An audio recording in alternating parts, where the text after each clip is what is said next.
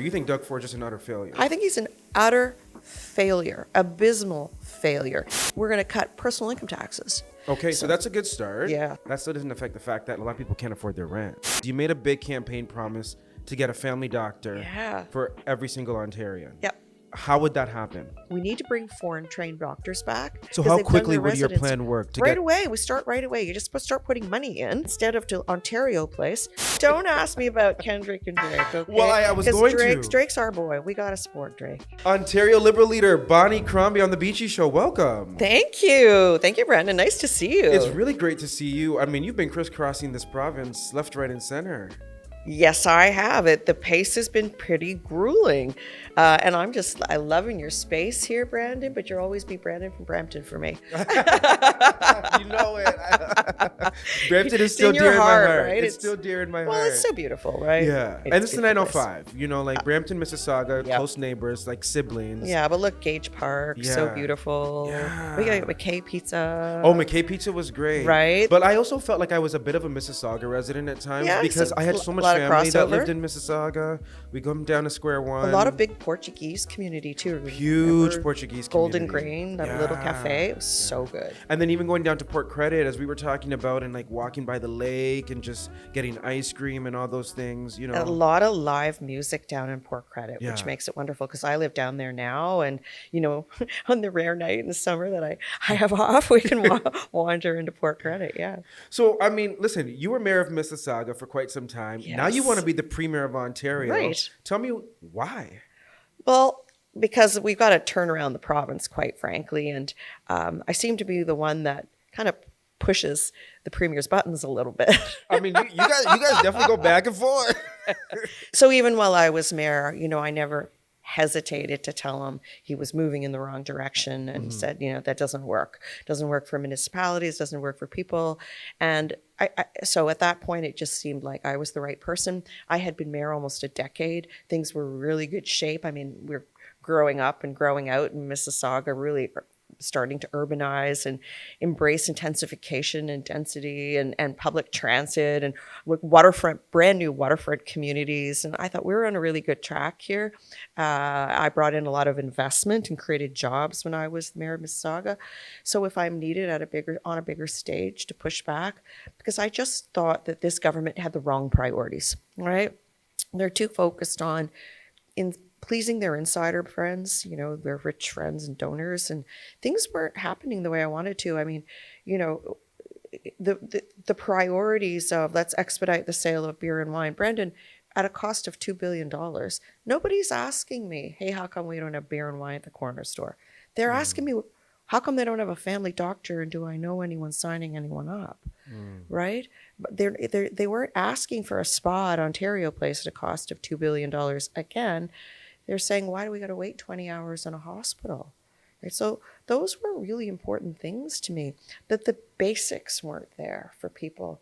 You know, and you look at business leaving Ontario, you know, the unemployment rate's so high, manufacturing and construction jobs are leaving because we don't have the basics right. You get stuck in gridlock and in traffic congestion, right? We're not building transit infrastructure as fast as we need to. People don't have a family doctor and they can't afford their rent, let alone a house. So why would a company move here versus another province or the United States when we don't have the basics right and their employees can't get housing? And these are things definitely we're going to talk about because I want to know like what solutions you have for the people of Ontario. But we had, you know, Ontario NDP leader Marit Stiles in yesterday. And one of the questions I asked her, I'm going to ask you the same question. Sure. If you were to grade Doug Ford's performance as premier, what grade would you give him? It would be a failing grade. Damn. No, it's a... She went straight for the F. Yeah. Now F plus or F minus? Yeah, no, F minus. I mean, you know, the spending is out of control. They call themselves conservatives, but they've added $100 billion to the debt. The deficit's the largest we've ever seen it. He's got the highest number of cabinet ministers, the highest number of staff who make higher than the average family makes. It's the priorities are wrong. You know, he said he'd end wait times. He didn't do it, right? He said that in 2018. We'll end hallway wait times. It's doubled. It's worse. He said he'd give us a tax cut to put more money in your pocket. a conservative government you think would deliver a tax cut. They didn't do that either. They said they'd build 1.5 million homes. I mean, I was mayor at the time. I thought, oh, okay, I can buy into that. That's great. How are we going to do this? How can I help as a mayor? No way. They've had 5 different policies that they've reversed. They opened up the Greenbelt for sale because their buddies all went and bought land. He says Canada's not for sale. Ontario is. And the Greenbelt was. He carved that up. Well, I did see that new ad that he put out. It looks like he tweeted that out and he said Canada's not for sale. And he seems like the defender of the country. Those are just optics, right? That's just messaging.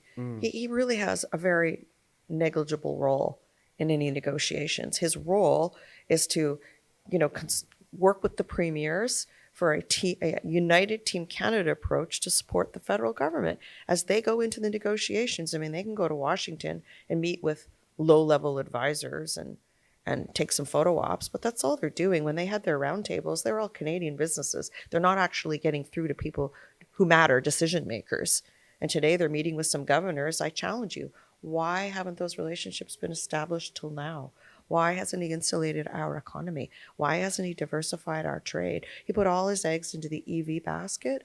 What about the other sectors? In Mississauga, we have 4 strong sectors, right? It insulates. We advance manufacturing, aerospace, and auto, right? We have IT and life sciences, which is biotech, biopharma, and then the financial stuff.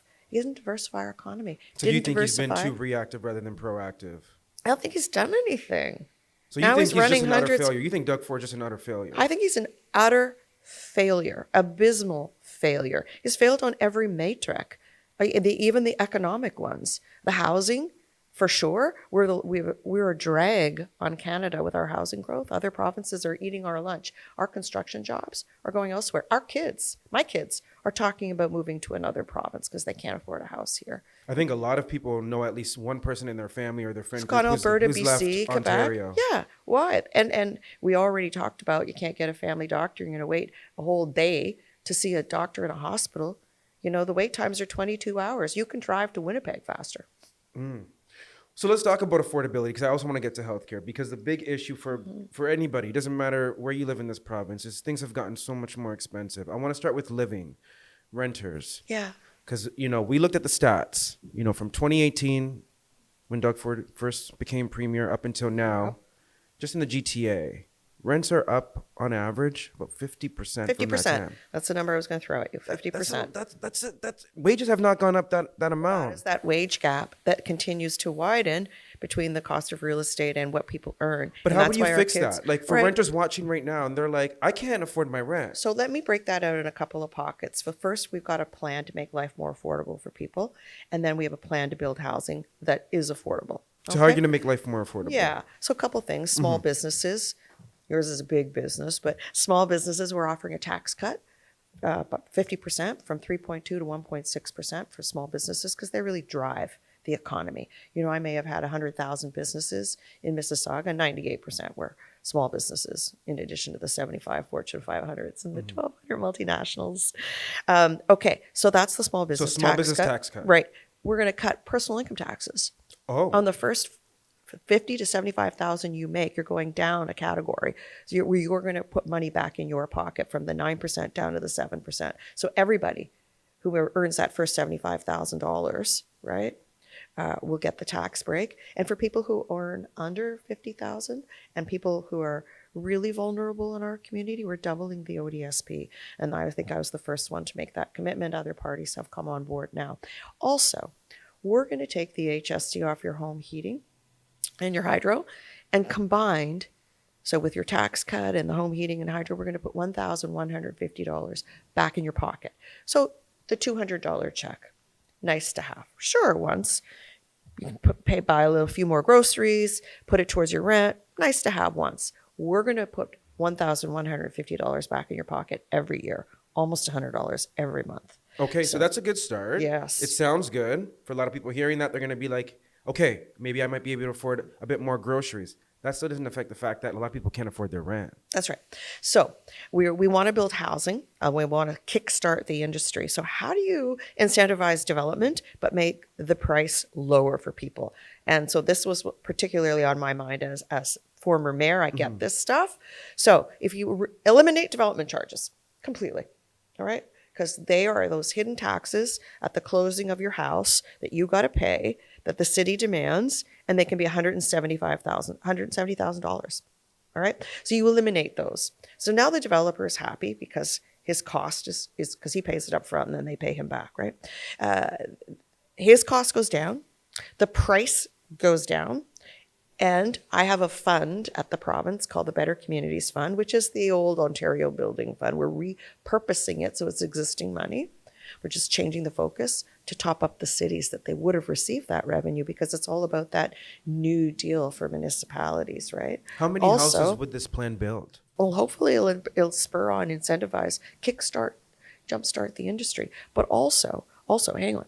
So we're going to also take off the land transfer tax for first-time home buyers, for seniors, and for not-for-profits, because those not-for-profits are going to be building purpose-built rentals. They're going to be building supportive housing with wraparound services for people who need them. And you may have heard in the media, I talked a lot about my biological dad who ended up his final days in the Seton House because of addiction.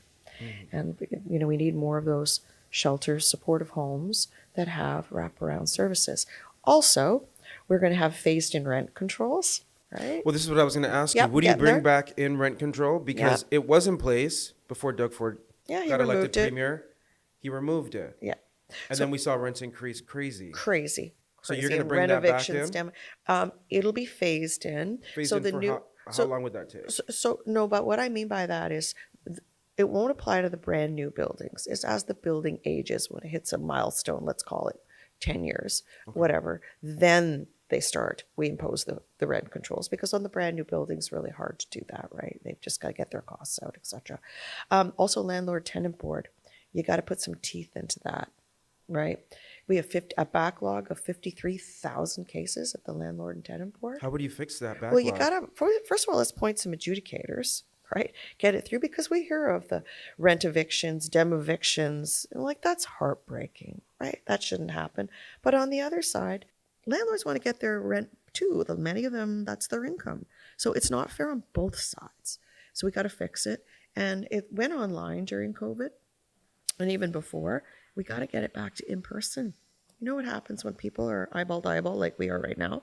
You start talking and you make deals and say, okay, I'll give you this if you can forgive this. And we got to make them live again and in person. So we've got a plan to fix it. We've got a plan for phased-in rent controls. We're going to jumpstart the development industry. We're going to put some incentives to build more purpose-built rental and supportive housing. I live across the street from supportive housing, and those Lakeview lofts on Lakeshore, they have those beautiful blue murals. Yeah. I live right there, right across the street. It's fantastic. It's only 68, right? But that was so successful. Now, Indwell is the group building. They're a not-for-profit, religious not-for-profit, and supports with the community. They build it, and the province provides the operating costs, right? So it works. And it works. So now we're building 2 more projects in Mississauga, but we need that everywhere. But what's your goal in terms of affordable, housing? What is the number that you would achieve if you became premier? I don't have a specific target. I don't have the 1.5 million number in place, but if that's what's needed, that's what we get built. We just need them to get building again, because they all know there are targets in place, and we can accommodate. The important thing, Brandon, as well, is you can accommodate the growth within the municipal boundaries. There's no opening up Greenbelt to do it. And you don't, this government is focused on tall and sprawl, right? Which is what was going to happen in the Greenbelt, all that McMansions being built on Meadowland that was completely waste of time, because he said we needed to accommodate new immigrants. But there's no way new immigrants are going to move to a brand new community where there's no roads, no schools, no police stations, and no jobs, and no public transit. How did you feel about him apologizing, though, at the debate for lying to the people of Ontario about? Was that an apology? Is that what that looked like? Well, I was for it, and then I was against it, and then I was for it, and I don't even know where he ended up on that. He contradicted himself a bunch of times. Didn't you hear it? I was for it, and then I was opposed, but then I did it, and then I apologized. But he was like, "What was that?" So, do you accept his apology as a resident of Ontario? No, of course not. He didn't apologize because he meant it. He apologized because he got pressured. He got caught. Well, okay. Of course not. You can't just And it's, if it was a one-off, maybe, but it's a reversal all the time. I used to say, Brandon, this Ford drives in reverse because he's always changing his policies and reversing them. Like, look at all the housing policies. One contradicts the other. Make an announcement because they don't do their due diligence, and then they stand up and they roll it back. Well, you definitely know how to get under his skin, because from that debate, it was clear that you know how to get a reaction out of him. I want to talk about like the tunnel. Well, that was where I was going to next, because commuting, it doesn't matter where you are across the province, but definitely in the Greater Toronto area, like commuting is difficult, whether it's transit, biking, walking. If you're in a car, congestion, gridlock. He wants to build a tunnel under the 401. Estimates say that could cost at least 60 billion, maybe over 100 billion. 150. It's 1.7 billion a kilometer. So you don't think that's a good idea? By today's estimates, listen, that tunnel won't be finished in my lifetime. Okay, and that tunnel is going to do nothing to change gridlock and congestion in this city for 40 years. So what would be your plan then? Well, there are lots of other alternatives. Like what? Like, this is a fantasy project. And by the way, it's going to bankrupt the province. We need a lot of money to do, for housing, for healthcare. What about for education? Our schools are crumbling. We don't have enough educators, teachers in our classrooms. We don't have family doctors. And he wants to put 150 billion into a tunnel that won't be open for 40 years. Come on. That's as I said to you when I sat down. He's got the wrong priorities. A tunnel like that won't change the gridlock in the city, and it'll bankrupt the province. It's a pipe dream. So what would be your plan to help fix congestion? Public transit. So look, you can also invest in public transit. Like, where is the Eglinton Crosstown? What about the Ontario line? What about GO Train, a reliability of service? So I'm fortunate because I'm close to the Lakeshore line. So that we have 30-minute service and 15 minutes in rush hour.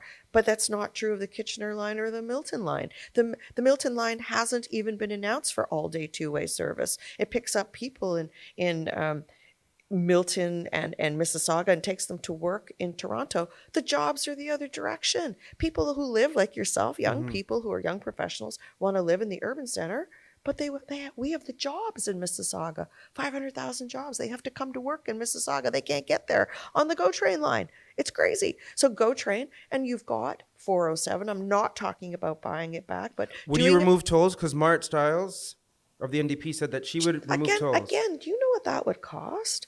Like, if you want to start buying in ownership of, we can look at that, but you need to get the truck traffic off the 401. So you can maybe negotiate with the consortium that owns it to put the truck only lanes on the 407. We could expand the 427. I don't think the 413 is needed, because I think that's just more of what we saw. So you would cancel the 413 if you're elected premier? I've never been in favor of it. Mississauga and Peel were the first councils to pass motions opposing it, because I just don't feel it's needed. There are other alternatives, like expanding the 427 and put the trucks on the 407, all right? So I think that's just another Greenbelt project, paving over meadowland and sensitive land to build more sprawl, because that's what was going to happen on the Greenbelt. That's protected land. So you get trucks off 401, try to put them on 407. Yeah, there are lots of alternatives. Let's build out the projects we already have commitments for. And maybe get them open? Get them open, right? Because people are still waiting for Eglinton to be open. Correct, right? And London, Ontario was promised GO Train line. They promised that the Northerner, it's a train that go to the north, would be open. It hasn't opened either. Lots of promises, but broken promises. And now we're talking about a tunnel under the 401. Come on.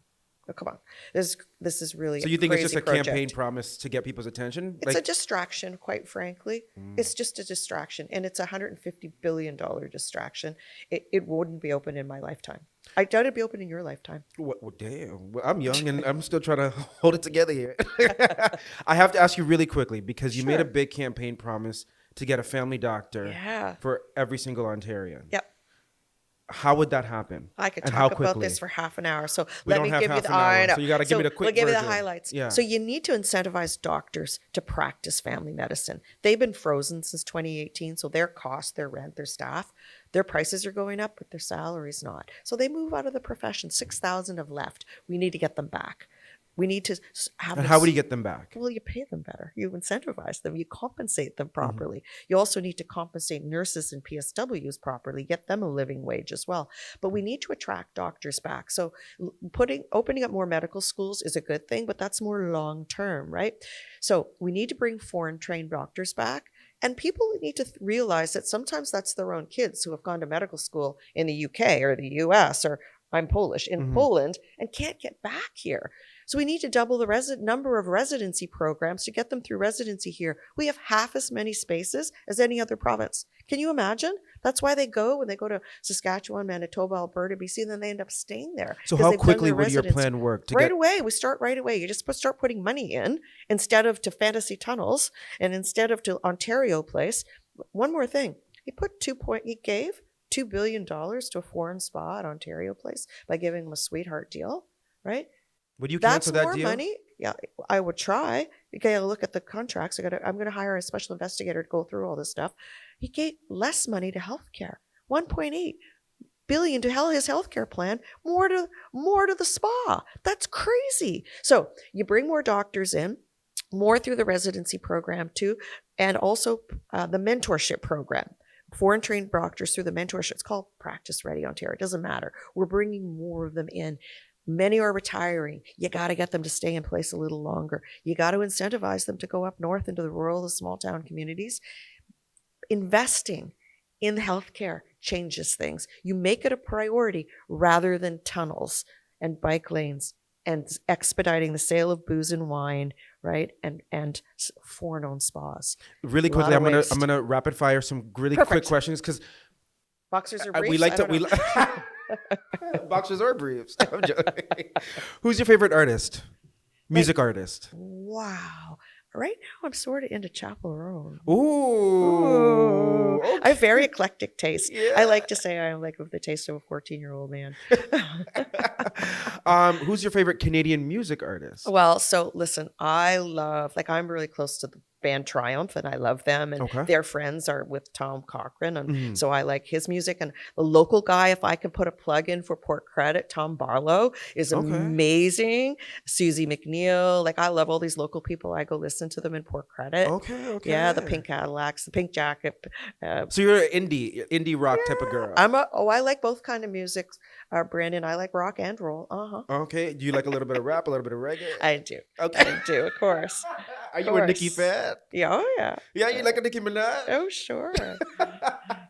Funny, don't kill But don't ask me about Kendrick and Drake, okay? Well, I was going to. Drake's our boy. We got to support Drake. Okay. We got to support our boy. Yeah. He's a local boy. Yeah, you're standing 10 feet down with him. All right. Or 10 toes down, I should say. Really quickly, oxtail or curry goat? Oxtail. Easy. What else? Yeah. What else you got? Oh, okay. Well, if I have one more last, I know you're from Mississauga. Yes. So you can't choose Mississauga. Outside of Mississauga, what is your other favorite city to visit in Ontario? Oh, Ottawa. I love Ottawa. I got son there. I was an MP. Yeah. So I love Ottawa. Kingston's so beautiful. Kincardine is beautiful. Kenora, Rainy River. All those places are so beautiful. I spent a lot of time in London, Ontario, because my kids went to school there too. So back and forth, Ontario is so beautiful. You got to get to know it. I rock climb. Did you know that? I didn't know that. Yeah, I rock climb. And I just heard a couple weeks ago that Thunder Bay has amazing rock climbing. Yeah. So this summer, I'm going to go up to Thunder Bay and go some rock climbing. Okay, lastly, you're sitting second in the polls right now. Yeah. There's time. Let's do it. So you believe that you can... I believe it. ...beat Doug Ford in this election? I believe it. What's your message to voters then? If you want to change the government, vote Ontario's Liberals. Honestly, if you want a strong publicly funded healthcare system and a family doctor and investment in education, not in fantasy tunnels, you need to change the government. We are the ones with the wind in our sails. We are the ones with the momentum right now. If you want a family doctor, you need to change the government. You need to vote Ontario Liberals. If you voted for a different party in the past, vote Ontario Liberal this time, and we'll get it done for you. I've got a track record of getting it done. I got a lot of experience as mayor. I've run a government. I'm going to get it done for you. Vote Ontario Liberals. All right. Bonnie Crombie, thank you so much for joining me on the BG Show. We'll see you back, right? Hope so. This was fun. Yeah, let's do it again. Good luck. Thank you.